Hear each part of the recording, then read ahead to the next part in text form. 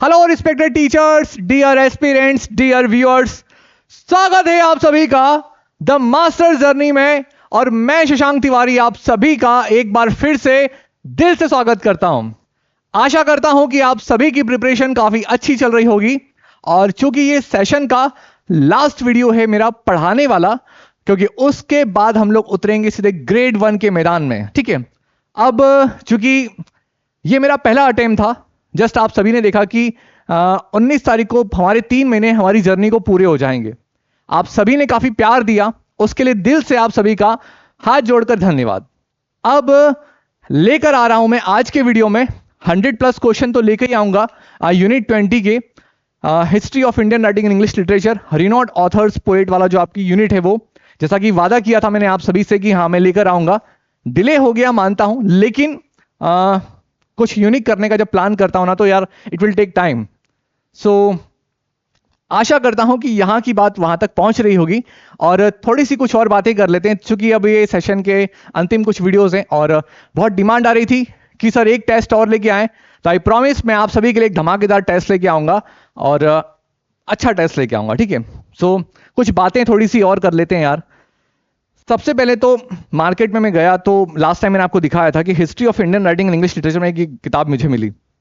काफी पढ़ने के बाद में कुछ मुझे इतना विशेष नहीं लगा, जस्ट बिकॉज कि ये इसका मतलब ये नहीं किताब खराब है। ठीक है, ऐसा कभी नहीं सोचना कि किसी चीज को क्रिटिसाइज करें, लेकिन मुझे ऐसा नहीं लगा जस्ट बिकॉज कि एक कॉम्पिटिटिव एग्जाम्स में जब यूनिट बड़ी होती है, लिटरली अगर देखा जाए तो यूनिट 20 अपने आप में एक बहुत पुरान है यार, तो 2-3 क्वेश्चन फंसेंगे, हो सकता है 4 क्वेश्चन आ जाए एग्जाम में, लेकिन एग्जामिनर हमसे इस यूनिट से क्या पूछ सकता है। ज्यादा बड़ी बात नहीं करता हूं, जैसे मैंने आपसे कहा था कि वो द स्काइज और प्लेटर वाला जो चैप्टर था हमारा, तो उसके लिए भी ना मैं रिस्पेक्टेड सर के पास गया था मिलने के लिए, क्योंकि मैंने कहा था सेंसिटिव पार्ट था तो कुछ ऊपर नीचे ना हो जाए। सेम चीज के लिए ये बुक फिर मैंने पढ़ी। इसके बाद में ऐसा नहीं था, यानी कि इसमें एक सेक्शन दिया गया है, मैं आपको बताऊं, पेज नंबर 644 पे। और ये किताबें दिखाने का मतलब ये नहीं है पहले तो समझना कि मैं हैवी किताबें दिखा के आपको ये बोलूं कि नहीं we are doing hard work. जितना आप मेहनत कर रहे हैं, थोड़ा सा मैं कहीं विश्वास करता हूं कि आपके जो भी टीचर्स होंगे ना, वो सच में आपसे कहीं ना थोड़ा सा 19 भी ज्यादा मेहनत कर रहे होंगे यार। ठीक है, सारे टीचर्स बहुत अच्छे होते हैं सीरियसली, लेकिन कहीं ना कहीं अब इसको पढ़ने के बाद में क्या कंक्लूजन में पहुंचे, क्योंकि थोड़ा सा वीडियो लेंदी होगा, लेकिन अब हमारी जर्नी जो है अंतिम चरण में है। ये जितने भी हाईलाइटर पॉइंटेड हैं ये सब मैंने कवर किए हैं, और इसके अलावा क्या कंक्लूजन पर पहुंचे हैं हम लोग, और कितनी कितनी कहानियां आपको आज इस वीडियो के दौरान देखने को मिलेगी। 2 पार्ट में वीडियो होगा यार, क्योंकि बहुत लेंदी है, लगभग 3-4 घंटे का भी बन सकता है।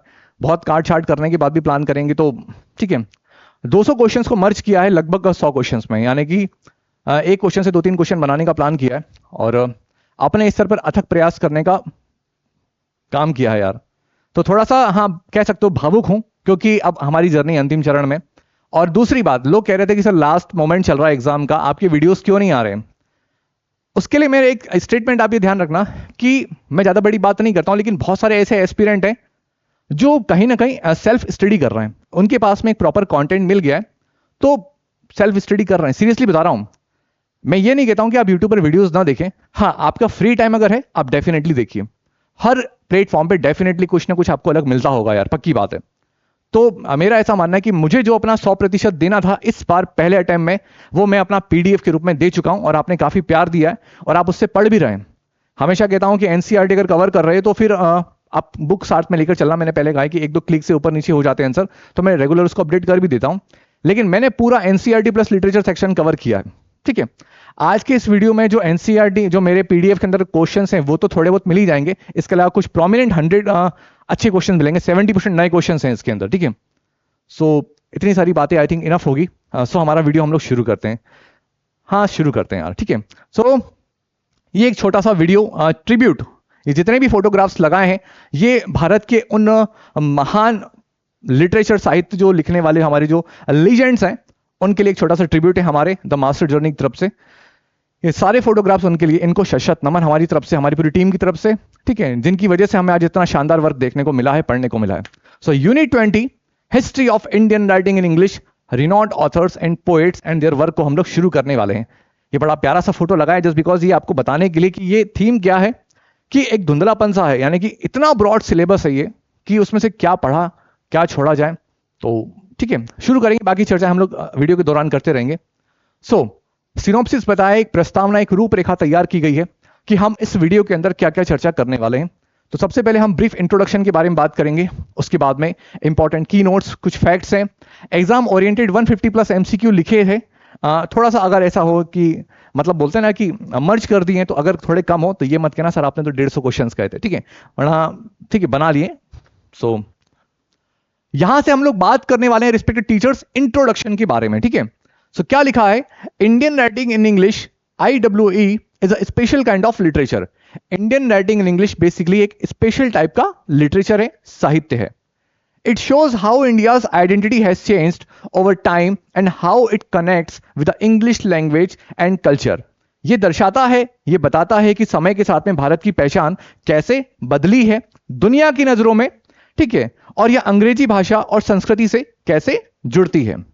Starting during the British rule, IWE has grown and is now respected all over the world. British शासन के दौरान शुरू हुआ बेसिकली IWE, ठीक है, आज की डेट में बहुत ज्यादा विकसित हुआ है और अब दुनिया भर में इसका सम्मान किया जाता है, जस्ट बिकॉज कि हमारे इंडियन राइटर्स ने इतना शानदार और प्रोमिनेंट वर्क किया है, जिसकी वजह से पूरे वर्ल्ड के अंदर आज हमारे इंडियन लिटरेचर को जाना जाता है, पहचाना जाता है। अब सवाल यह है कि मैंने जो स्टेटमेंट लिखा है इसमें कितनी सत्यता है। अगर मैंने लिख दिया तो क्या आपने मान लिया? सो हाँ, मेरे पास इसको प्रूफ करने के लिए कुछ पॉइंट्स हैं। इसके अलावा जब आप डीप लेवल पर इंडियन राइटिंग इंग्लिश लिटरेचर को कवर करेंगे तो आपको यह एहसास हो जाएगा कि हाँ सर ने या ठीक है यंगर ब्रदर ने, जो भी आपने मुझे समझते हैं, तो ये जो स्टेटमेंट लिखा है ये बिल्कुल सही लिखा है।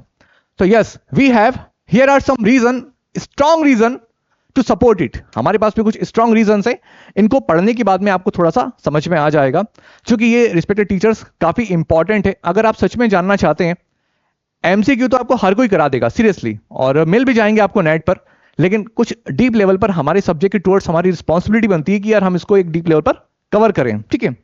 So Indian writing in English mixes Indian ideas, culture and values with the English language. अंग्रेजी में भारतीय लेखन यानी कि इंडियन राइटिंग बेसिकली है क्या? भारतीय विचार, संस्कृति और मूल्यों को, यानी कि हमारे जो इंडियन आइडियाज हैं, कल्चर हैं, जो वैल्यूज हैं, उसको अंग्रेजी भाषा के साथ में मिलाता है। यानी कि जो भी हमारे भारतीय आइडियाज हैं, हमारे जो कल्चर्स हैं, हमारी जो वैल्यूज हैं, उसको इंग्लिश लैंग्वेज के साथ में मिलाता है। And writers use English to share Indian stories and experiences. जो भी राइटर्स हैं जो इंग्लिश में लिखते हैं, वो क्या करते हैं? Writers use English to share Indian stories, जो हमारी इंडियन स्टोरीज हैं उनको शेयर करते हैं, एंड जो उनके एक्सपीरियंसेस है उनको वो शेयर करते हैं इंग्लिश में लिखकर, creating a rich blend of eastern and western styles of writing, जिससे लेखन की पूर्वी और पश्चिम जो सभ्यता का एक समृद्ध मिश्रण जो है हमें उनके लेखन में, उनकी राइटिंग में दिखता है। आशा करता हूं रिस्पेक्टेड टीचर की ये स्टेटमेंट आपको समझ में आ रहा होगा। सो आगे बात करते हैं। Point number 2, many Indian authors who write in English come from diverse linguistic background oblique speak different native languages. कई सारे ऐसे इंडियन ऑथर हैं जो इंग्लिश में लिखते हैं, बहुत सारे डाइवर्स लिंग्विस्टिक बैकग्राउंड से आते हैं और डिफरेंट नेटिव लैंग्वेज होती है उनकी। बेसिकली यहां पर आप वर्नाकुलर लैंग्वेज भी लिख सकते हैं, जस्ट बिकॉज वो लोकल लैंग्वेज के लिए वर्ड यूज किया जाता है, ठीक है। सो हमारे बहुत सारे ऐसे इंडियन ऑथर हैं जो इंग्लिश में लिखते हैं, वो बहुत सारे डाइवर्स लिंग्विस्टिक बैकग्राउंड से आते हैं, जिनकी थोड़ी बहुत वहाँ की जो बोलचाल वाली जो भाषा होती है, जो लैंग्वेज होती है वो, ठीक है। तो मोटिव ये है यहाँ पर ये बताने का कि हम सब जानते हैं कि हमारा इंडिया कंट्री जो है बेसिकली इतना डाइवर्स है। 100 किलोमीटर की बात यहाँ अगर देखा जाए तो 100 मीटर डिस्टेंस पे भाषा बदल जाती है, खान पान बदल जाता है, रहन सहन बदल जाता है, थोड़ा सा देखने को मिल जाती है सारी चीजें। इसीलिए बोला कि एक वास्ट और डाइवर्स कंट्री है। सो बहुत सारे ऐसे इंडियन ऑथर हैं जो इंग्लिश में लिखते हैं, बहुत सारे डाइवर्स लिंग्विस्टिक भाषाई बैकग्राउंड से आते हैं, जो कि अपनी डिफरेंट नेटिव लैंग्वेज का इस्तेमाल करते हैं। Their English is often shaped by their mother tongue, और जो वो इंग्लिश में वर्क करते हैं उसको जो है उसमें कहीं ना कहीं अपनी मदर टच को इन्वॉल्व करते हैं, तो वो देखने को मिल जाएगा आपको उनके वर्क के अंदर। विच ब्रिंग्स स्पेशल फ्रेजेस, ठीक है, अपने स्पेशल फ्रेजेस का भी वो इस्तेमाल करते हैं। स्टाइल, अपना जो पर्सनल उनका स्टाइल है उस लोकल डाइवर्स लैंग्वेज का, वो भी उसमें आपको देखने को मिलेगा। And cultural touches to their writing, और उनका कल्चरल टच भी आपको उनकी राइटिंग में देखने को मिलेगा।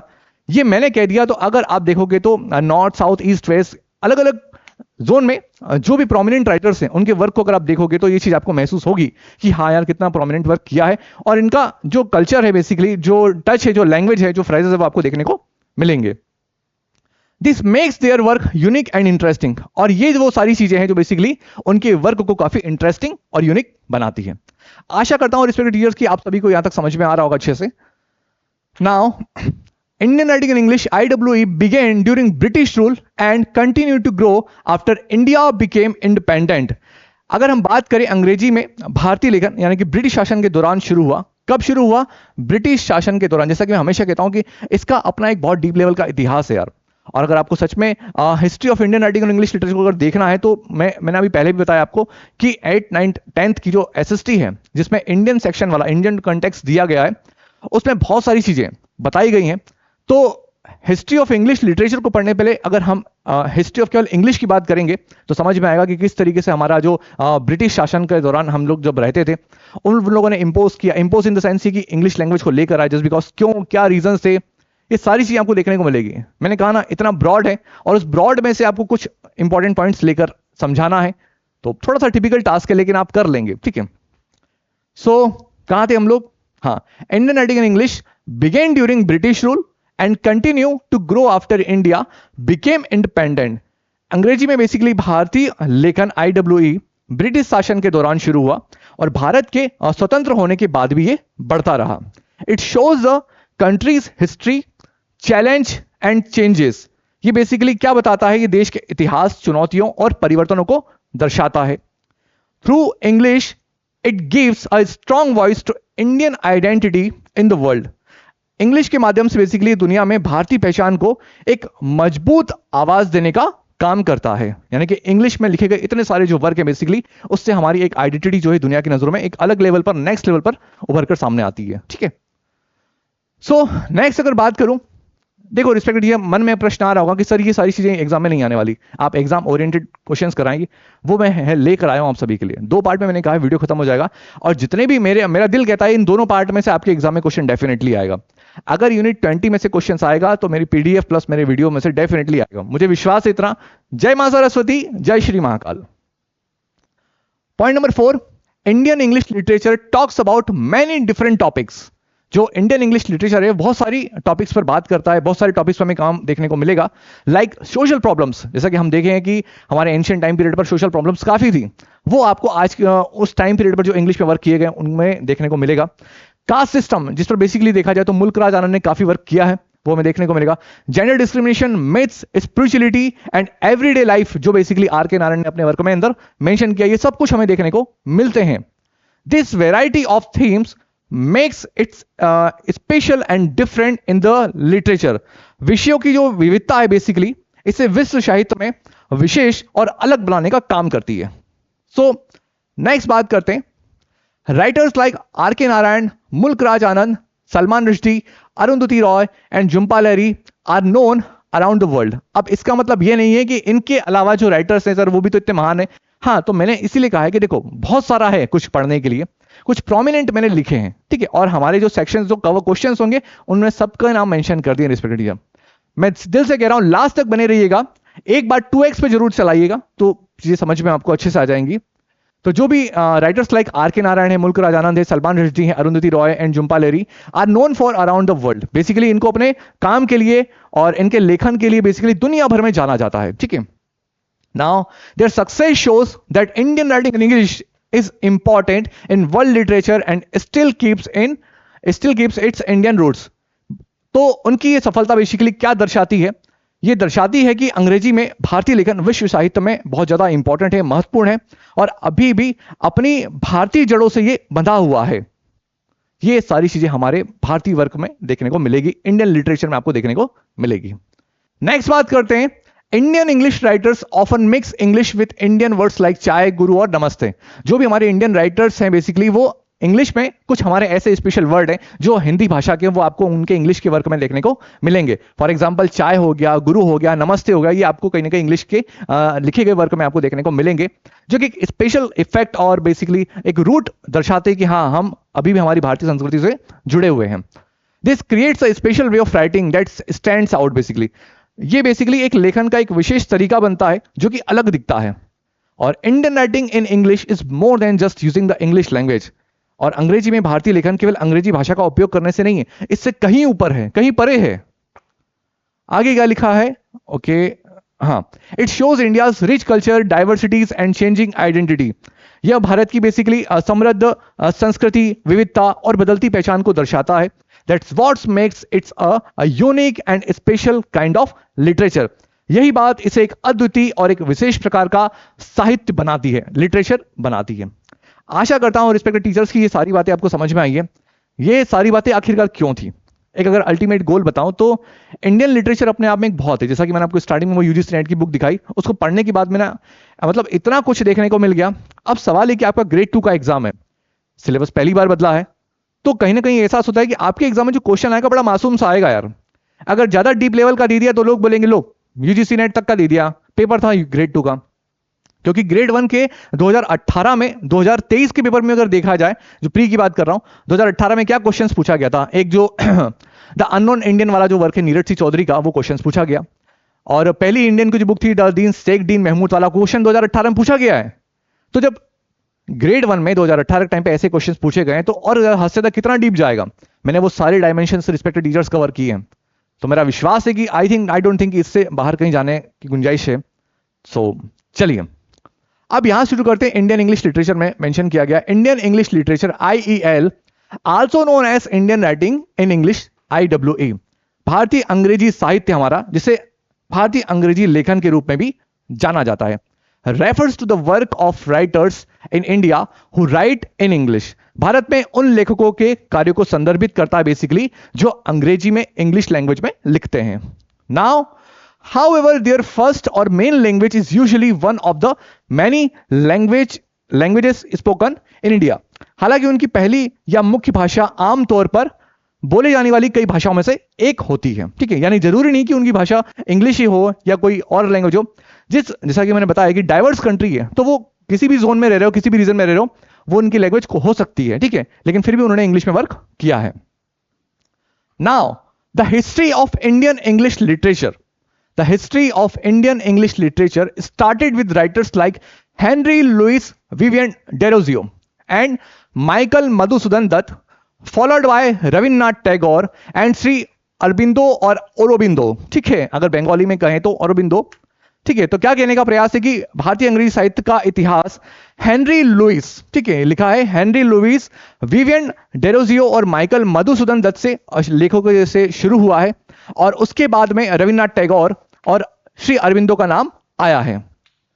Now in the 1930 writers like R.K. Narayan, Mulk Raj Anand and Raja Rao help Indian English fiction grow and become popular. उसके बाद में 1930 के दशक में लिखा है, ठीक है, 1930 के दशक में R.K. नारायण, मुल्कराज आनंद और जो राजा राव हैं, ऐसे लेखकों ने भारतीय अंग्रेजी साहित्य को विकसित और लोकप्रिय बनाने में, पॉपुलर बनाने में काफी मदद की है, काफी हेल्प की है, ठीक है। अब प्रश्न अगर आपका आएगा तो डायरेक्ट रिस्पेक्टेड टीचर यहां से डायरेक्ट बनाने वाला बना देगा, और हमने बनाए भी हमारे एमसीक्यू में, ये ध्यान रखना, हेनरी लुइस विवियन डेरोजियो, ये सभी रिस्पेक्टेड टीचर्स ने आपको पढ़ाया होगा, बिकॉज जब history of Indian writing and English literature की बात हो रही है तो यहां से क्वेश्चंस आपके डेफिनेटली बनते हैं, ठीक है। नाउ एक इंपॉर्टेंट की पॉइंट मैंने यहां मेंशन किया है, it is often referred to as Indo Anglian literature, जो कि मैंने अपने टेस्ट में क्वेश्चंस भी डाला था। ये ध्यान रखना, यहां पर कंफ्यूज नहीं होना है आपको इससे। एंग्लो कहा गया, एंग्लो इंडियन से, ठीक है। तो क्या लिखा है, it is often referred as Indo Anglian literature. ये बेसिकली है क्या, एक राइटिंग स्पेसिफिक टर्म है, not to be confuse with Anglo Indian, आपको इससे कंफ्यूज नहीं होना है। तो अगर बात करें राइटिंग स्पेसिफिक टर्म कौन सी है, ठीक है, Indo Anglian literature. Although some works may be classified as under the genre of post colonial literature, हालांकि कुछ वर्क हो, हालांकि some works may be classified under the genre of post colonial literature के रूप में भी हम इसको क्लासिफाई कर सकते हैं। ये क्वेश्चन आ सकता है, ध्यान रखना respected teacher, post colonial literature के रूप में भी इसको हम क्लासिफाई किया जा सकता है। नेक्स्ट अगर बात करें, in the beginning Indian writers were influenced by western styles. शुरुआती दौर में अगर देखा जाए तो जो इंडियन राइटर्स थे वो वेस्टर्न कहां चलेगा हम लोग, हाँ, वेस्टर्न हिल साइड से काफी ज्यादा प्रभावित थे। And wrote things like stories, translation, biographies and political essays. और वो किस टाइप के वर्क लिखा करते थे? तो उसमें था स्टोरीज, उनके translation, biographies and political essays वो लिखा करते थे। Most of the early Indian writing in English was non fiction. शुरुआती दौर में जो उनके द्वारा लिखे गए वर्क थे वो बेसिकली नॉन फिक्शन थे, यानी कि गैर काल्पनिक, ठीक है, like biographies and political essays. और वो क्या लिखा करते थे? जैसे कि बायोग्राफीज हो गया एंड पॉलिटिकल एसेस, ठीक है, non fictions. Now Indian English literature is a fairly new tradition with a history of almost 200 years. What does it mean here? जो बेसिकली इंडियन इंग्लिश लिटरेचर है एक अपेक्षाकृत एक नई परंपरा है जिसका इतिहास बेसिकली 2 शताब्दियों का है, 2 centuries का है। It started with the travels of Dean Mahomet, ठीक है, इसका प्रोनाउंसिएशन 3 जगह मैंने रिस्पेक्टिवली सर्च किया, तीनों जगह अलग अलग देखने को मिला। कोई मोहम्मद बता रहा था, कोई महोमेट बता रहा था, तो इसके लिए मैं क्षमा प्रार्थी हूं, लेकिन फिर भी मैंने रिसर्च करी है। बहुत से बार कमेंट्स आ जाता है कि सर आपका इसका वर्ड का प्रोनाउंसिएशन सही नहीं है। अपने स्तर पर मैं ना सीरियसली बहुत प्रयास करता हूं, जो कि शायद आपको अगर झलकता हो तो, लेकिन प्रोनाउंसिएशन अगर किसी को जज करना हो तो फिर मुझे आपसे एक ही विनती, मेरी रिक्वेस्ट है हाथ जोड़कर कि आप मुझे बताएं कि किसी भी लिखी गई स्पेलिंग को पढ़ने का सही तरीका क्या होता है, और मेरे द्वारा किसी भी बोले गए शब्द की सही स्पेलिंग क्या होती है। कौन से वर्ड ऐसे होते हैं जिनको हम साइलेंट करते हैं, या साइलेंट लेटर्स का जो रूल है वो क्या है। मैं आपसे ये नहीं जानना चाहूंगा कि इस लेटर के बाद में ये लेटर आता है तो इसको साइलेंट कर देते हैं, because I know the all rules, ठीक है। मैं आपसे जानना चाहता हूं किस बिहाव पर हमने इस चीज को बनाया है, तो मैं सीखना चाहता हूं। इसीलिए मेरा पॉइंट ये कि मैं आपको पहले ही बता देता हूं, जस्ट बिकॉज की थोड़ी बहुत चीजें अगर ऊपर नीचे होती हैं तो तो यहां ध्यान रखिएगा। It started with the travels of Dean Mahomed 1794, a travel story written by Sheikh Dean Mahomed, which is considered the first book written by an Indian English. क्या कहने का मतलब है? इसकी शुरुआत अगर बात करें तो शेख डीन मोहम्मद द्वारा लिखित जो बेसिकली उनका यात्रा वृतांत है, जिसका नाम है हम लोग जानते हैं 1794 में से होती है, और जिसे अंग्रेजी में किसी भी भारतीय द्वारा लिखी गई पहली किताब के रूप में जाना जाता है, माना जाता है, ठीक है। ये एग्जाम में क्वेश्चन आया गया है, 2018 का पेपर आप उठा के देख लेना, ग्रेड 1 का पूछा गया प्रश्न, ठीक है। Now the first Indian novel, अच्छा एक चीज और बता दूं मैं आप सभी को रिस्पेक्ट दिया, 2018 में इंग्लिश का पेपर 2 बार हुआ था, तो किसी न किसी एक पेपर में आप देख लीजिएगा, वरना पता चला सर ये देखो क्वेश्चन नहीं आया। भाई साहब 2 बार उठा के दोनों में से देख लेना, मिल जाएगा। हाँ ये हो गया, ये मैंने करा दिया था, डन डन। चलिए, the first Indian novel in English was Rajmohan five. ध्यान से सुना, ये जितने भी ग्रीन कलर में हाईलाइटेड किए गए रिस्पेक्टेड टीचर सारे कवर करके चलेगा, डायरेक्ट क्वेश्चन बनता है एग्जाम में, ठीक है। The first Indian novel in English, जो पहला इंडियन नॉवेल इंग्लिश में कौन सा था, वॉज राजमोहन फाइव, जो कब पब्लिश हुआ था, 1864 में, रिटन बाय बंकिम चंद्र चट्टोपाध्याय। काफी इजी है। After that Lal Behari they also made important contributions to early Indian English fiction with 2 well-known works। और उसके बाद में लाल बिहारी डे ने भी 2 प्रसिद्ध कृतियों के साथ में प्रारंभिक भारतीय कथा साहित्य में अपना महत्वपूर्ण योगदान दिया, जिनके नाम क्या है, गोविंद समंता और the history of a Bengali raiyat, जो कि 1874 में पब्लिश हुई, and folk tales of Bengal, जो कि 1883 में पब्लिश हुई। सो भी ध्यान रखना रिस्पेक्ट, ये आशा करता हूं कि आप सभी को समझ में आ रहा होगा अच्छे से। फिर बता रहा हूं, काफी टाइम लग जाता है, और अपना कंटेंट जब प्रेजेंटेशन करने की बात आती है तो अगर इन किसी भी चीज में अगर कोई क्वेरीज अगर हो तो प्लीज कमेंट बॉक्स में अपडेट जरूर करिएगा, मैं आपको क्लैरिफिकेशन दूंगा, ठीक है। चलिए नेक्स्ट थोड़ी सी अगर बात करें हिस्ट्री की, तो in 1878 Toru Dutt became the first Indian women to write an English novel with Bianca और the young Spanish maiden. Direct question बनेगा, डायरेक्ट लिखा भी है। 1878 में टोरू दत्त, ठीक है, पहली इंडियन वुमेन बनी, ठीक है, to write an English novel, जिन्होंने लिखा बियंका और द यंग स्पेनिश मैडन, ठीक है। Now Krupabai Satthianadhan further enrich the genre with her autobiographical novel Saguna, और उसके बाद में कृपाबाई सतीजानंदन ने अपने आत्मकथा उपन्यास सगुना स्टोरी ऑफ नेटिव, ठीक है, ये लिखा है, a story of native Christian life which was serialized in the Madras Christian College magazine 1887 to 1888, ठीक है। तो जिसके बाद में मद्रास क्रिश्चियन कॉलेज में 1887 से लेकर 88 में उसको धारावाहिक के रूप में प्रकाशित किया गया था। हर सेकेंड एंड फाइनल नॉवेल कमला, ठीक है, the story of a Hindu life was published इन 1894। उनका जो सेकेंड नॉवेल था, ठीक है, वो क्या था, Kamala the history of Hindu life, जो कब पब्लिश हुआ था बेसिकली 1894 में। डायरेक्ट क्वेश्चन बनेगा रिस्पेक्टेड टीचर, सच बता रहा हूं, इसको पूरा कवर करके चलिएगा आप। बार बार दोहरा रहा हूं, ये हर एक चीज जो स्क्रीन पर आपको दिख रही है काफी इंपॉर्टेंट है, ठीक है। नेक्स्ट अगर बात करें, in the 1800 and early 1900 Indian English non fiction writing was rich and varied. What does it mean here? 1800 और 1900 दशक की शुरुआत में भारतीय अंग्रेजी गैर काल्पनिक लेखन समृद्ध और विविधतापूर्ण था। It included letters, diaries, political writings, articles, speeches and philosophy. इसमें बेसिकली देखा जाए तो आपको क्या क्या देखने को मिल रहा है, letters, diaries, political writings, article, speeches और फिलोसॉफी, ये सारी चीजें शामिल थे, ये सारे वर्क इनमें शामिल थे।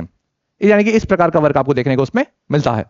These works were important in shaping modern India and its connection with the English languages. Basically क्या बताने का प्रयास कर रही है, ये रचनाएं आधुनिक भारत और अंग्रेजी भाषा के साथ में इसके संबंध को एक आकार देने में एक महत्वपूर्ण रोल प्ले करती है, ठीक है।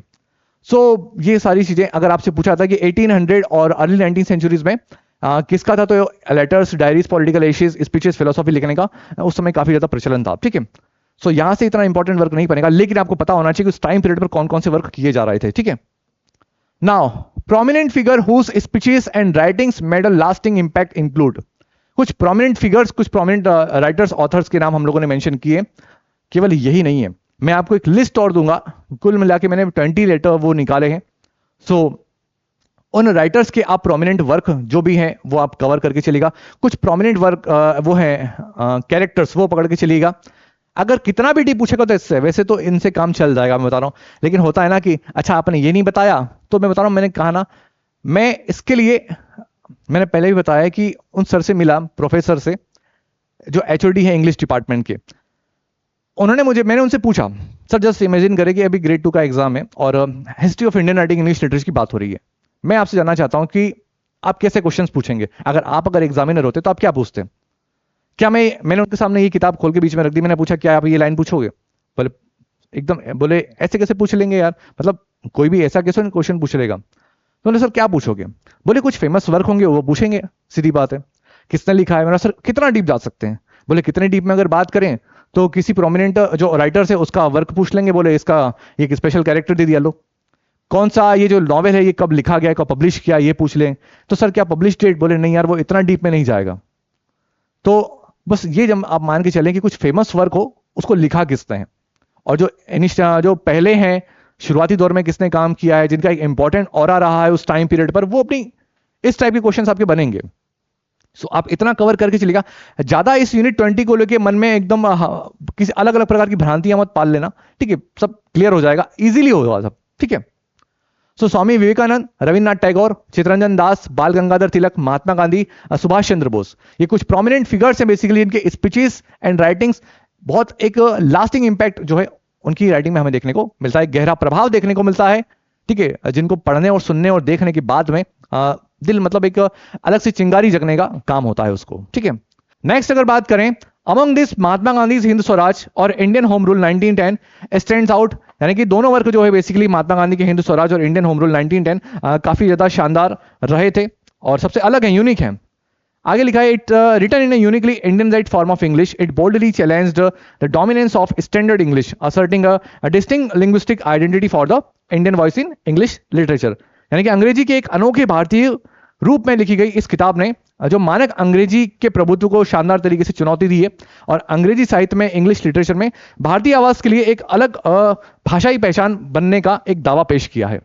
तो बहुत शानदार तरीके से काम किया गया है हमारे भारतीय इंग्लिश लिटरेचर में, इंडियन इंग्लिश लिटरेचर में, ठीक है। चलो अब मैं समझ गया हूं कि ठीक है, बस इसीलिए मैंने एमसीक्यू ले आया हूं। देखो मैंने क्या कहा, पढ़ाने के लिए इतना कुछ है इंडियन इंग्लिश लिटरेचर में और history of Indian English literature में और किसी भी वर्क के अंदर, कि मजा आता है जब आप डूब के काम करते हो ना, तो ये चीज आपको दिखाती है। मैंने अपना पूरा एफर्ट, मेरे जो पूरा प्रयास था मैंने अपनी पीडीएफ में डाला है, वहां पर आपको दिखेगा। मेरा सीरियसली कहता हूं कि आप अगर वो पीडीएफ पढ़ेंगे ना मन से तो आपका काम हो जाएगा। और अब मैं आपके लिए एमसीक्यू शुरू करता हूं, ठीक है, वन बाय वन करके, क्योंकि मुझे पता है कि आपको इसी का इंतजार था और बहुत सारे लोग तो फॉरवर्ड करके वहां बढ़ भी गए होंगे, लेकिन मैंने कहा ना आप लास्ट तक जुड़े रहिएगा।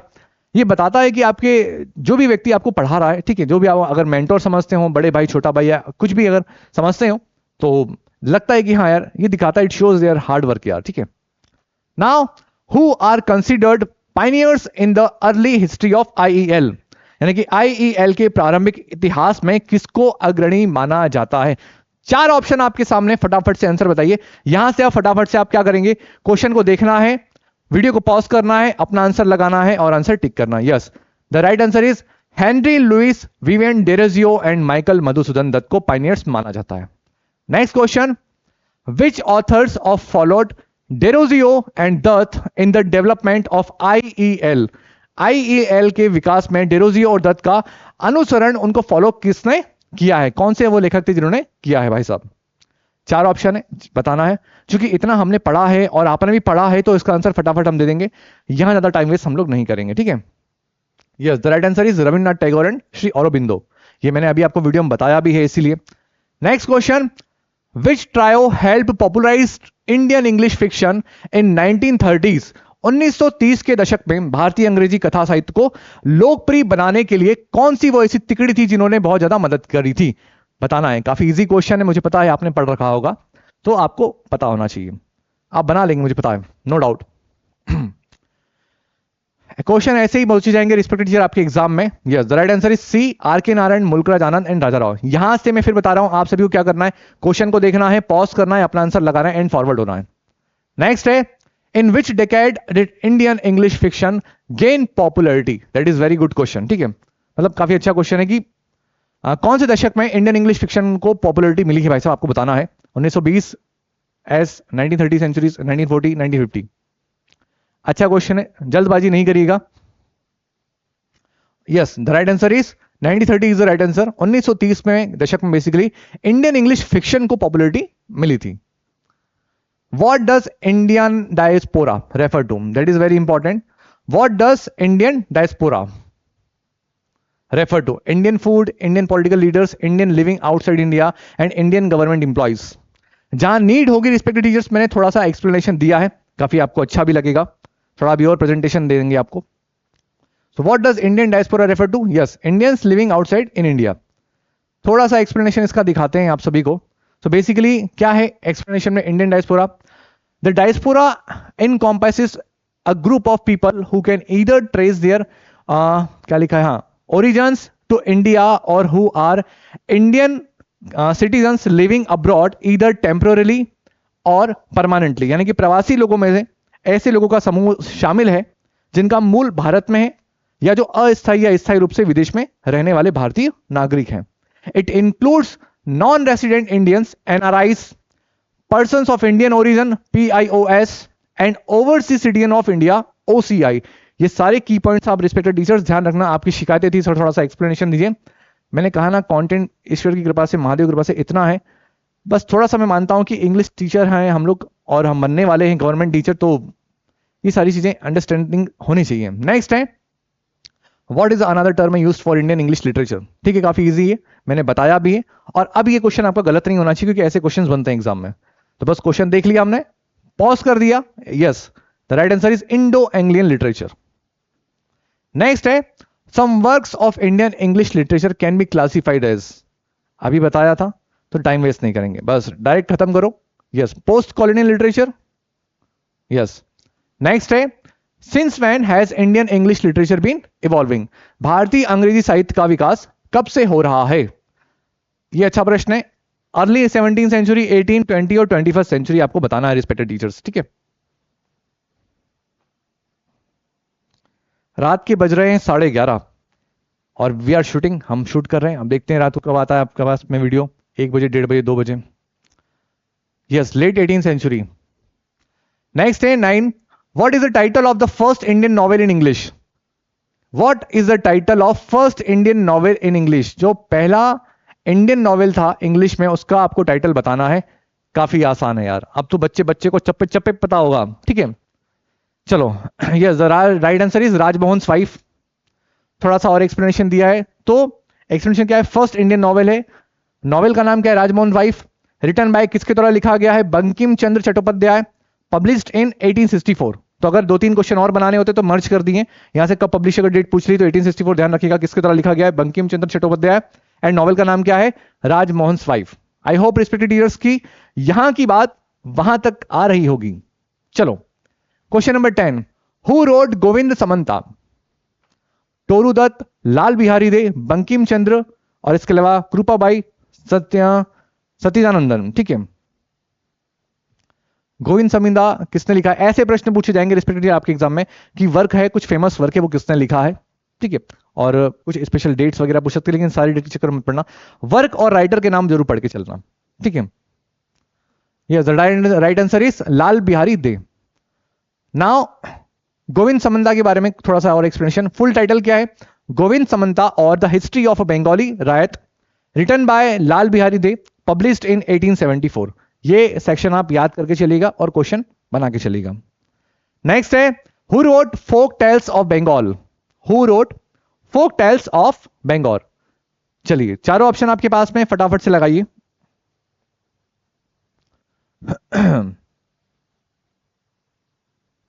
Yes, the right answer is Lal Bihari De. Now, folk tales of Bengal written by Lal Bihari De, published in 1883. कुछ डेट में अगर रिस्पेक्टेड टीचर्स ऊपर नीचे हो जाता तो प्लीज, अब तो इतना विश्वास कमाया होगा तो प्लीज थोड़ा सा कमेंट जरूर कर देना, विल रिस्पॉन्ड यू। ठीक है, which was the first novel bye an Indian women? ठीक है, काफी इजी है तो। Which was the first novel bye an Indian women? पहला नॉवेल कौन सा था भाई साहब? किसी भारतीय महिला के द्वारा लिखा गया, बताना है। Yes, the right answer is Bianca और द यंग स्पेनिश मैडन, जो कि हम सब जानते हैं टोरू दत्त के द्वारा जी के द्वारा लिखा गया है। तो first Indian novel by Indian, the first novel bye an Indian women, novel name Bianca और द यंग स्पेनिश मैडन। पूरा नाम जरूर याद रखिएगा, कभी और करके पूछ लिया गया तो। रिटर्न बाय किसके द्वारा लिखा गया? टोरू दत्त जी के द्वारा, और इसका पब्लिश कब हुआ है? 1878 में। आई होप रिस्पेक्टेड टीचर्स की आप सभी तक मेरे दिल की बात पहुंच रही होगी अच्छे से, यानी कि यहां की बात वहां तक आ रही होगी। What is the title of Krupabai Satthianadhan autobiographical novel? चार ऑप्शन है, फटाफट लगाइए। देखते हैं कि आपने यूनिट 20 को कितने अच्छे से कवर किया, लेकिन मुझे विश्वास है कि सारे क्वेश्चन आपके सही जा रहे होंगे। कल एक पार्ट और हम लोग लेकर आएंगे, कल या परसों में, पूरी कोशिश रहेगी कल तक आपके पास में ले आए, क्योंकि आप केवल और केवल एमसीक्यू कराने रहेंगे। जो थ्योरी वाला पार्ट था मैंने थोड़ा सा ही बताया है, क्योंकि अब ये लिटरली बता रहा हूं ग्रेड 1 के हिसाब से केवल 40% है जो मैंने आपको भी दिया है आज के वीडियो में। अब जो आएगा ग्रेड 1 में उसका लेवल मजा आएगा आपको, क्योंकि वहां पर ग्रेड 1 में जो एक्सपीरियंट है ना, उनके लिए वो पढ़ने में मतलब बोलते हैं ना कि नेक्स्ट लेवल की चीजें, कि वहां पर आपको पढ़ना पड़ेगा नेक्स्ट लेवल पर यार, इसलिए। Yes, Saguna story of native Christian life. So यहां पर थोड़ा सा एक्सप्लेनेशन दिया गया है इसके बारे में। नॉवेल का नाम क्या है? Saguna story of native Christian life, written by Krupabai Satthianadhan, serialized in the Madras Christian college magazine 1878 से 1887 से लेकर 1888। टाइप क्या है? ऑटोबायोग्राफिकल नॉवेल है। तो कोई पूछ लिया गया कि ये जो नॉवेल है बेसिकली किस प्रकार का जॉनर है, तो ऑटोबायोग्राफिकल नॉवेल है। कब लिखा गया है, कि मतलब किन की तरह लिखा गया है, और सीरियलाइज फॉर्म में कब से कब तक का रहा है। ये सारे क्वेश्चन आप बनाना चाहें बना सकते हैं। Question number 14, what forms are included in the non fictional prose of Indian English literature from the 19 and early 20 centuries? What forms, ठीक है, साफ साफ पूछा गया है 19वीं और 20वीं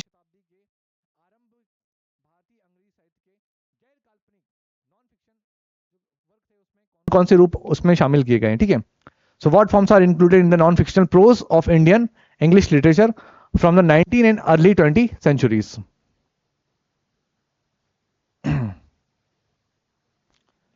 ये काफी इजी क्वेश्चन है, तो C is the right answer. ठीक है, yes, letters, diaries, political manifesto, articles, speeches, philosophical, ये अभी इस वीडियो में मैंने आपके साथ में डिस्कस किया था रिस्पेक्टेड टीचर्स। नेक्स्ट है, who is the author of Hind Swaraj और इंडियन होम रूल? एक सेकेंड, एक मुझे याद आ गया यार नंबर। ठीक है, अच्छा आप लोग करिए, तब तक मैं कर देता हूं।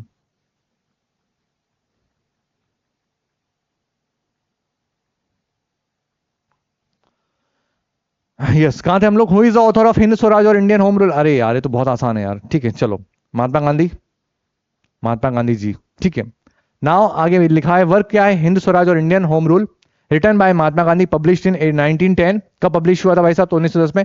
Written in an India, okay, indigenized variety of English, challenging the hegemony of standard English. ठीक है, ये सब कुछ मेंशन किया गया है, तो आप कवर कर सकते हैं। डन। नेक्स्ट बात करते हैं question number 16, who wrote Kanthapura and the serpent and the रोप? बताइए। काफी इजी क्वेश्चन है, लेकिन मुझे पता है कि आप बना लेंगे क्योंकि अब आपने बहुत डीप में कवर किया है इसलिए, और अब एग्जाम के लिए हमें समय भी काफी इनफ मिल गया है। ठीक है, yes the right answer is B, Raja Rao. चलिए थोड़ी सी डिटेल और चेक कर लेते हैं, इसके बारे में कुछ मेंशन होगा। तो published in Kanthapura 1938, the serpent and the rope 1960, written by, किसके द्वारा लिखा गया है, राजा राव जी की द्वारा। कुछ स्पेशल पॉइंट मेंशन है वो देख लेते हैं।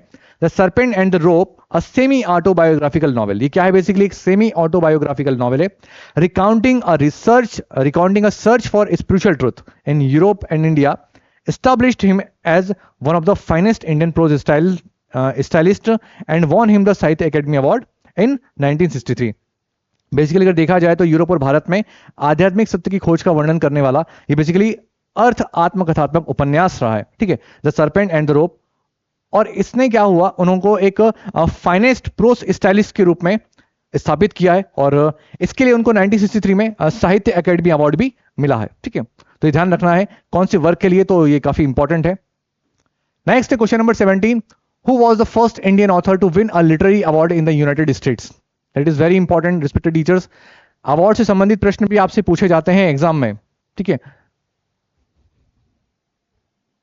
एक क्वेश्चन में ही छोड़ देता हूं आप सभी को कि भारत में बेसिकली इंडिया में लिटरेचर के लिए, साहित्य की फील्ड में दिया जाने वाला सबसे प्रोमिनेंट अवार्ड कौन सा है, बताइए फटाफट कमेंट बॉक्स कर दें। ठीक है, who was the first Indian author to win a literary award in the United States. चलिए, धन गोपाल मुखर्जी जी।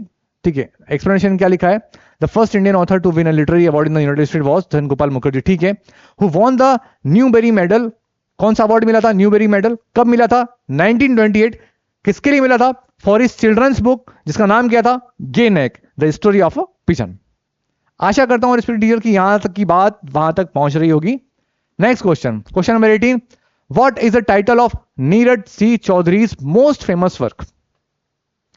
इनके बारे में अगर आप थोड़ा सा और डिटेल में अगर स्टडी करेंगे तो ये मान के चलना कि जनरली 50 साल के बाद आदमी रिटायरमेंट ले लेता है। ठीक है, वैसे जनरली 62 और 63 उम्र होती है सरकारी नौकरी की, लेकिन इनको जो फेम मिली थी वो इनकी वर्क के द्वारा। ठीक है, जो 50 साल के बाद में इन्होंने, मतलब बोलते ना कि मिलेगा आपको देखने को मिलेगा, कौन सा वर्क है, हाँ yes, the autobiography of an unknown Indian.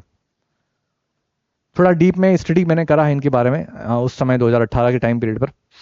So what is the title of Neeraj C Chaudhuri most famous work, लिखा है मोस्ट फेमस वर्क क्या है, the autobiography of an unknown Indian, written by Neeraj C Chaudhuri, published in 1951। ये ठीक है, clear, in which he relates his life experiences and influences, अपने life के experiences को और वो किससे प्रभावित हुए हैं वो सारी चीजें इन्होंने मेंशन करी है। नेक्स्ट है, who founded the writers workshop press in the 1950s। काफी अच्छा क्वेश्चन है, काफी इंपॉर्टेंट है, ये देखना है कि हाँ आपसे बना या ना बना। रिस्पेक्टेड टीचर, ईमानदारी से जेन्युइन तरीके से आपको जवाब देना है। एक बार देख लेता हूं मैं क्या सीन है।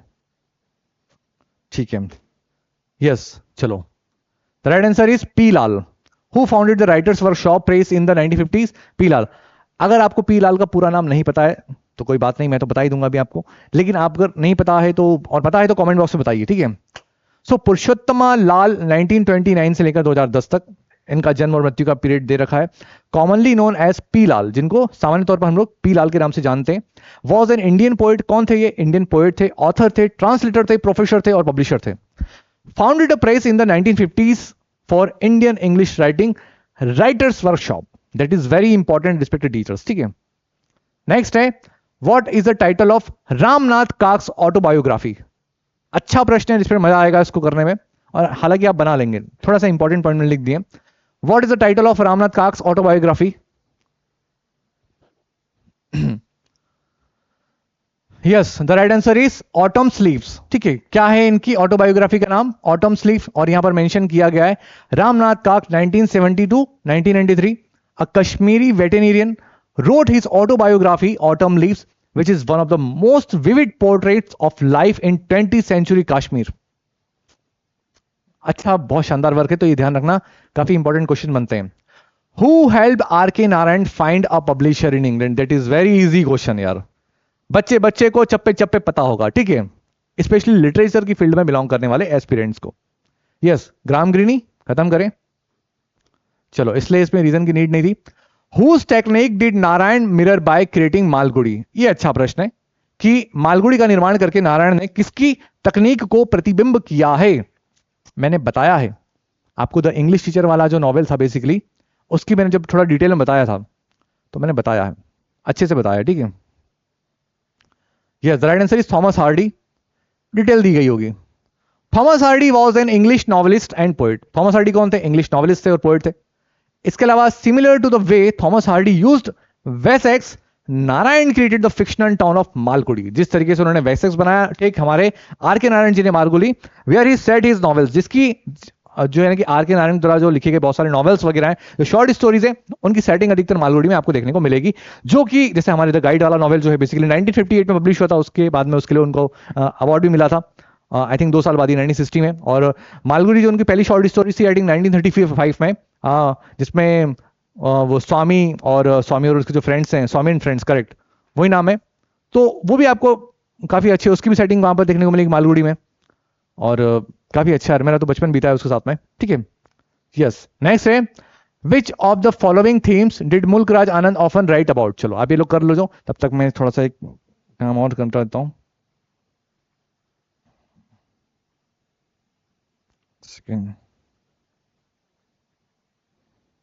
ठीक है। Yes, which of the following themes did मुल्क राज आनंद ऑफन राइट अबाउट। कौन सी थीम्स भाई साहब? ठीक है, मुल्क राज आनंद मतलब caste, class and rural brutality, यानी कि लिटरली ये काफी अच्छा है, बहुत शानदार वर्क किया है इन्होंने। मुझे बताइए फटाफट से, बाखा इनके कौन से नॉवल का कैरेक्टर है? चलिए, सो मेंशन किया है simultaneous with Narayan's pastoral idylls, Mulk Raj Anand was similarly gaining recognition for his writing set in rural India, focused on brutality with divisions of caste, class and religion. Narayan के, are K Narayan के देहाती जीवन के साथ साथ मुल्क राज आनंद को भी ग्रामीण भारत पर आधारित अपनी लेखनी के लिए, अपनी लेखन शैली के लिए पहचान मिल रही थी, जो जाति, वर्ग और धर्म के विभाजन के साथ में क्रूरता पर केंद्रित थी। यानी कि ये सारी चीजें उनके वर्क में आपको देखने को मिलती हैं। नेक्स्ट बात करते हैं, ये जानबूझकर डाला गया प्रश्न है, अगर ये आपसे नहीं बने रिस्पेक्टेड टीचर बिल्कुल पैनिक मत होना। ये दिखाने के लिए कि हाँ, अगर सामने वाला अगर उतारू हो जाए कि मेरे को तो तुम बना के दिखा दो क्वेश्चन, तो वो इस तरह की क्वेश्चन देगा आपको कि एक उसने लाइन लिख दी और आपसे पूछा गया। हाल दो ये काफी इंपॉर्टेंट था, प्रोमिनेंट था, इसलिए मैंने मेंशन कर दिया। लेकिन अगर ये नहीं बनता है तो प्लीज एक पल के लिए भी अफसोस फील नहीं करना कि हाँ हमने पढ़ा नहीं, कुछ नहीं, ये जानबूझ के क्वेश्चन डाला गया, ठीक है। हु सेड द फॉलोइंग, और अगर बन जाता है तो हेड्स ऑफ, ठीक है। Who said the following about Indian English writers of 1930s, ठीक है। Who said the following about Indian English writers of the 1930s, the writers of 1930 were fortunate because after many years of use English had become an Indian language used widely at different levels of society, and therefore they could experiment more boldly and from a more secure position. चार option है आपके साथ में। बताया जा रहा है 1930 के दशक के लेखक जो है काफी भाग्यशाली थे, क्योंकि कई वर्षों के प्रयोग के बाद में अंग्रेजी एक भारतीय भाषा बन गई थी, ठीक है, जिसका प्रयोग व्यापक रूप से और समाज के विभिन्न स्तरों पर किया जाता था, और इसलिए वे अधिक साहसपूर्वक और अधिक सुरक्षित स्थिति से प्रयोग कर सकते थे। इंग्लिश का भी एक अपना मतलब आप देखोगे ना, तो जैसे भारत में अंग्रेज लोग आए, अंग्रेजी लेकर आए, चले गए, लेकिन अंग्रेजी छोड़ गए। ये जो स्टेटमेंट है, जो एक कुछ भी आप इसको इन्वर्टेड कॉम है या कॉन्वर्सेशन के रूप में समझ सकते हैं। साउथ जोन में जब वो लोग गए ना, तो वहां के लोगों को वो इतनी हैबिचुअल लैंग्वेज हो चुकी थी कि ना चाहते भी वहां पर उस लैंग्वेज का डोमिनेंस स्थापित हो गया, और आज की डेट पे भी हम लोग इंग्लिश को ही पकड़कर बैठे हुए हैं। इसका मतलब ये नहीं कि कोई बुरी बात है, लेकिन कहीं ना कहीं ऐसा लगता है कि चीजों के हिसाब से फिर वही है, थोड़ा सा कॉन्ट्रोवर्शियल हो जाएगा। चलो स्किप करते हैं। The right answer is Lakshmi Holmstrom, that is right answer. नहीं बने, बिल्कुल पैनिक होने की जरूरत आपको नहीं है। Question number 25, who are two authors whose contributions to Indian English literature have largely remained unacknowledged? That is very premium question respected here. मजा आएगा अगर आपसे बना तो, सीरियसली, क्योंकि इंपॉर्टेंट है। क्या पूछा गया? Who are two authors whose contributions, यानी कि वे दो लेखक कौन है जिनके भारतीय अंग्रेजी साहित्य में योगदान को काफी हद तक अनदेखा किया गया है, आपको बताना है। Yes, the right answer is Manoj Das and Manohar Malgonkar, ठीक है।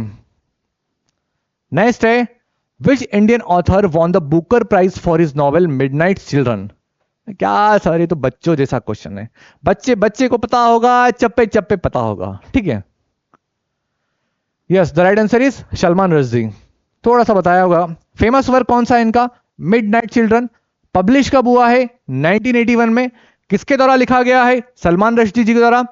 वॉन बुकर प्राइज, इसके लिए उनको बुकर प्राइज मिला है। Salman Rushdie won the Booker prize in 1981 for his book Midnight Children. ध्यान रखना, कौन सी किताब के लिए मिला है भाई साहब? तो मिडनाइट चिल्ड्रन के लिए। कौन से ईयर में मिला है? 1981 में। और कौन सा अवार्ड मिला है? तो बुकर प्राइज इनको मिला है, ठीक है। बुक फीचर्स, ठीक है, Salim Sinai who was born on the midnight of August 15, 1947 when India won its freedom as a protagonist. लिखा है प्रोटागोनिस्ट, ठीक है। तो पुस्तक में बेसिकली सलीम सिनाई को नायक के रूप में, एक प्रोटागोनिस्ट के रूप में दिखाया गया है। और आगे लिखा होगा, हाँ, जिनका जन्म 15 अगस्त 1947 की मिडनाइट को, यानी कि मध्यरात्रि को हुआ था। The book shows India's identity through a prism of politics, religion and culture. ये पुस्तक बेसिकली राजनीति, धर्म और संस्कृति के चश्मे से भारत की पहचान को दर्शाती है, बताती है, ठीक है। चलिए, question number 27, for which novel did Nayantara Sahgal receive the Sahitya Akademi award? ठीक है, बड़ा आसान प्रश्न है, ये तो आप बना लेंगे, मुझे पता है, ठीक है। For which novel did Nayantara Sahgal receive Sahitya Akademi award? कौन से नॉवेल के लिए नयनतारा सहगल जी को साहित्य अकेडमी अवार्ड मिला है? ज्यादा टाइम वेस्ट नहीं करेंगे, खत्म करते हैं। Yes, the right answer is rich like us. चलो थोड़ा सा देखते हैं इसके बारे में। Nayanthara Sehgal was one of the first female Indian writers in English to receive wide recognition. ध्यान रखना, दोनों में डिफरेंस है, तो से कनेक्ट मत कर दीजिएगा, रिस्पेक्ट है। Nayantara Sehgal was one of the first female Indian writers in English to receive wide recognition. बहुत इनको पहचान मिली थी। Her fictional deals with India's elite responding to the crisis, ठीक है। आगे लिखा है engendered by political changes. She was awarded the 1986 साहित्य Akademi award for her English novel Rich Like Us, ठीक है, published in 1985. डन। चलिए आगे बढ़ते हैं। Question number 28, for which novel did Anita Desai win the Sahitya Akademi award? काफी अच्छा प्रश्न है और मुझे पता है आप बना लेंगे, इजी है। विच नॉवेल, कौन से नॉवेल के लिए अनीता देसाई जी को साहित्य अकादमी अवार्ड मिला है? ठीक है, ठीक है, ठीक है। Yes, the right answer is fire on the mountain. So Anita Desai is an Indian novelist, भारतीय नॉवलिस्ट है। She has been shortlisted for the Booker Prize 3 times. That is very important key points. मैंने मर्ज किए हैं, 3 बार इनको शॉर्टलिस्ट किया गया है Booker prize के लिए। अब आप मुझे बताएं कि क्या इनको मिला भी है अवार्ड या नहीं, या कितनी बार मिला है, अगर मिला है तो। She received the Sahitya Akademi award in 1978। Booker prize के बारे में बात करते हैं, ठीक है, वरना यहां से कनेक्ट कर लें आप। She received the Sahitya Akademi award in 1978 for her novel Fire on the Mountain, जो कब पब्लिश हुआ था? 1977 में। She won the Guardian Prize for the Village by the Sea 1983। ये सारे की पॉइंट्स उनके बारे में मेंशन कर दिए। नेक्स्ट है, what type of novel is a fight of pigeons by Ruskin Bond? That is very important. मजा आएगा अगर ये क्वेश्चन बना आपसे, तो नहीं बना यहां कवर करके जाइएगा respected teachers. What kind of novel is a fight of pigeons by Ruskin Bond? Ruskin Bond के द्वारा लिखा गया जो नॉवेल है बेसिकली फाइट ऑफ पिजन्स, वो किस प्रकार का नॉवेल है बताना आपको। फैंटेसी है, हिस्टोरिकल है, माइथोलॉजिकल है, सेटायरिकल है। थोड़ा सा पानी पी लेता हूं, तब तक आप थोड़ा सा इतिहास पर नजर मारिए। चलिए,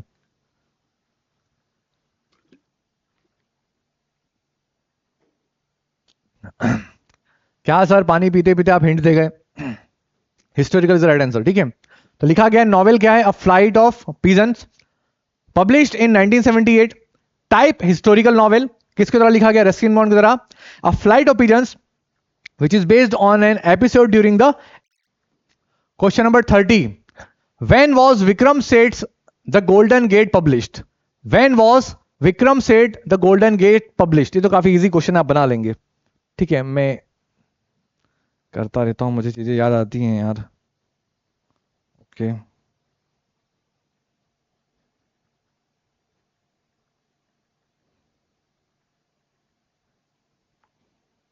चलो, When was Vikram Seth the Golden gate का पब्लिश हुआ है?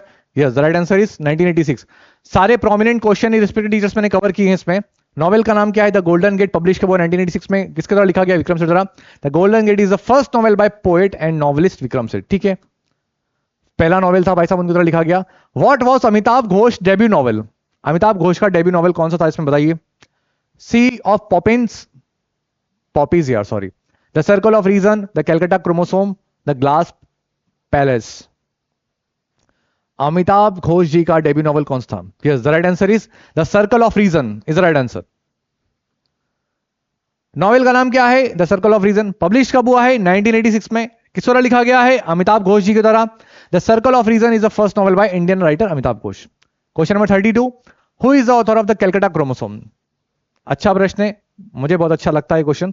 मुझे कहीं ना कहीं मन मानता है कि आएगा, डेफिनेटली आएगा, कहीं ना कहीं तो आएगा, किसी न किसी एग्जाम में जरूर आएगा। चलिए, कैलकाटा क्रोमोसोम किस द्वारा लिखा गया भाई साहब? Yes, the right answer is Amitav Ghosh ji के द्वारा। नेक्स्ट बात करते हैं, who is an India born Canadian author who is a Neustadt international prize for literature laureate? बताना है आपको। चार ऑप्शन है आपके सामने कि भारत में जन्मे कनाडाई लेखक कौन है, बेसिकली जो साहित्य के लिए नॉइसेट, ठीक है, इसका प्रोनाउंसिएशन नॉइसेट करके निकल के आ रहा था, नॉइसेट, ठीक है, नहीं यार, ढूंढना पड़ेगा, काट देना।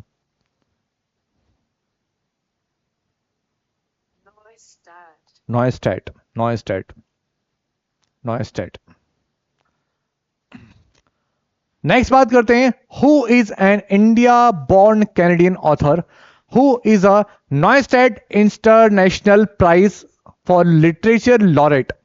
भारत में जन्मे कनाडाई लेखक कौन है जो साहित्य के लिए, लिटरेचर के लिए नॉइस्टैट इंटरनेशनल पुरस्कार विजेता है? बताना है आपको। यह क्वेश्चन अगर आपसे बना, इसका मतलब आपने काफी मजेदार पढ़ाई करी रिस्पेक्टेड टीचर्स, ठीक है। नाम ध्यान रखिएगा इसको, इनका। Yes, Rohinton Mistry is the right answer. Question number 33 थोड़ा सा बता दिया है। Rohinton Mistry is an Indian born Canadian author who is a Neustadt international prize for literature laureate 2012। Title of his first book क्या है? ध्यान रखना, इनकी पहली बुक का जो टाइटल है Tales from Firozsha Baag, published by Penguin Books Canada in 1987। Genre क्या है? Collection of short stories. किसके द्वारा लिखा गया है? रोहिंटन मिस्ट्री जी के द्वारा। Tales from Firozsha Baag is a collection of 11 short stories. कितनी शॉर्ट स्टोरी इंक्लूड थी? 11 short stories about the residents of Firozsha Baag, a Parsi dominated apartment complex in Mumbai. Basically Firozsha Baag की कहानियां मुंबई के पारसी बहुल अपार्टमेंट परिसर फिरोजशाह बाग के निवासियों के बारे में 11 शॉर्ट स्टोरियों का ये संग्रह है, जो कि आपको इसमें देखने को मिलेगा। नेक्स्ट है, who is the author of the great Indian novel? That is very important respected teachers. आपको बताना है द ग्रेट इंडियन नॉवेल के ऑथर का नाम। ठीक है यार सर, काफी इजी है, शशि थरूर जी, ठीक है, मुझे पता है, बना लेंगे। The great Indian novel publish कब हुआ है? 1989 में। जॉनर क्या है? सेटारिकल हिस्टोरिकल नॉवेल है, रिटन बाय शशि थरूर जी के द्वारा। The great Indian novel is a satirical novel. बाकी आप ब्ला ब्ला ब्ला ब्ला देख लेंगे। अब चूंकि मेरा एनर्जी लेवल थोड़ा सा डाउन हो रहा है, इसीलिए मैंने 2 पार्ट का प्लान किया है इसको, ठीक है। Who is the author of maximum city? Maximum city के ऑथर का नाम आपको बताना है। Vikram Chandra, Aravind Adiga, Suketu Mehta and Shashi Tharoor. Yes, the right answer is Suketu Mehta is the right answer. Now maximum city published in 2004, written by Suketu Mehta. और बाकी ये एक्सप्लेनेशन आप रिस्पेक्टेड टीचर्स देख लीजिएगा। हम बस 1-2 क्वेश्चन और करेंगे, फिर हमारी चर्चा को विराम देंगे, फिर हम कल आएंगे फुल एनर्जी के साथ में, ठीक है। नेक्स्ट है, Aravind Adiga won the Man Booker prize in? कौन से वर्ष में अरविंद अडिगा जी को मेन बुकर प्राइज मिला था? बताना है आपको। अवार्ड संबंधी प्रश्न, इंपॉर्टेंट वर्क। मैं फिर बता रहा हूं, ऐसा ना हो कि सर इतना सारा हो गया, जितना कवर कर सके मन से कवर करना, लोड बिल्कुल मत लेना बस। और मेरा विश्वास कहता है कि इससे आपका काम हो जाएगा, इससे प्लस मेरी पीडीएफ से, ठीक है।